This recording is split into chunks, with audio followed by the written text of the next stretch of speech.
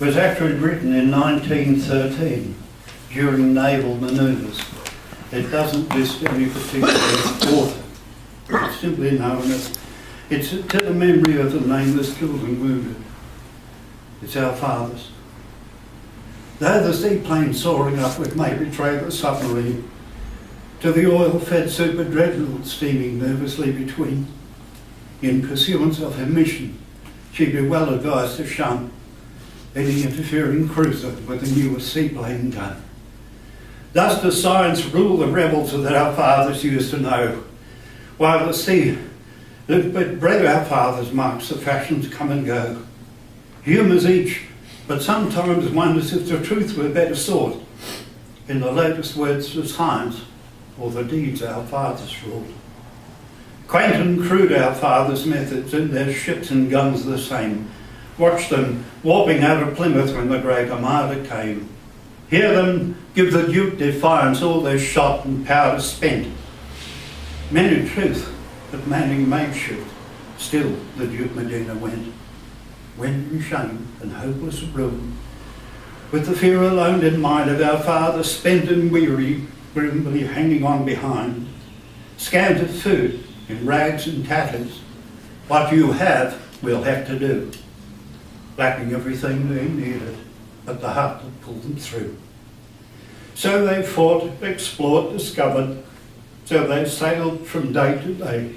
When the lizard behind them, there was none might bid them stay.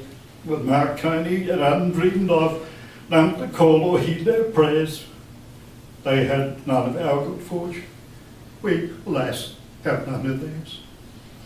Uncontrolled by standing orders, well, they prospered nonetheless. They applied for no instructions. They reported no address. When the building of the empire was retarded, not a whit, for its builders very seldom had the honour to submit. But in truth our simple fathers were unlearned kind of men, and their strikes, although courageous, were unsuited to the pen. So they chose the weaker weapon for their most successful hits, till the keenness of its temper was reflected in their wits.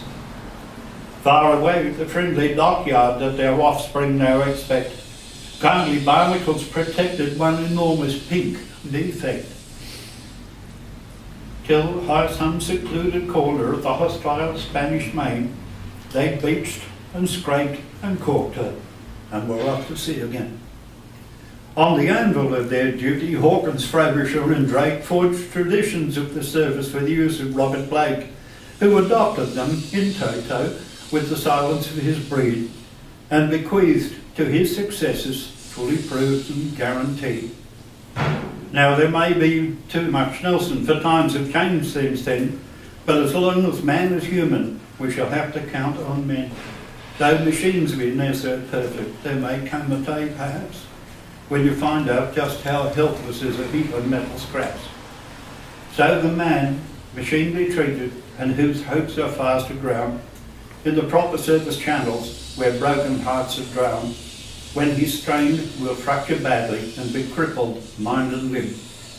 You may try to join the pieces, but you'll get no help from him. In an age of swift invention, it's frequently believed that the pressure of a button is as good a work achieved, but the optimist inventor should remember, if he can, though the instrument be perfect, there are limits to the man.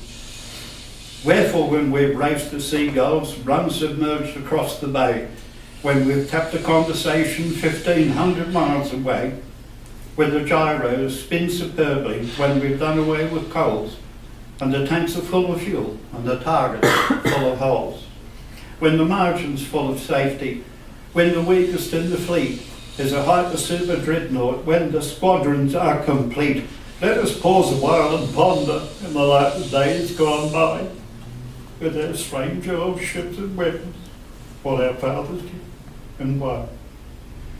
Then if still we dare to argue that we're just as good as they, let us seek the God of battles on our knees and humbly pray that the work we leave behind us when our earthly race is blood may be half as well completed as our Father's work was done.